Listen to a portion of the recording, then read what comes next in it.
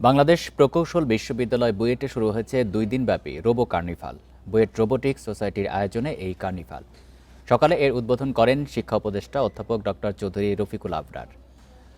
Robo কার্নিভালের মূল লক্ষ্য হল শিক্ষার্থীদের গবেষণা ও বাস্তব প্রয়োগের মধ্যকার ব্যবধান কমানো এবং টেকসই উন্নয়নে রোবোটিক্স, অটোমেশন ও কৃত্রিম বুদ্ধিমত্তার ভূমিকা তুলে ধরা।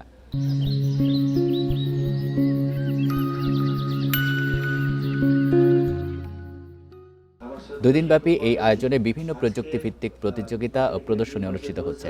এর মধ্যে রয়েছে power app idea challenge, fire fighting robot competition, aerial drone competition, line follower challenge ও রোবো রেসলিং।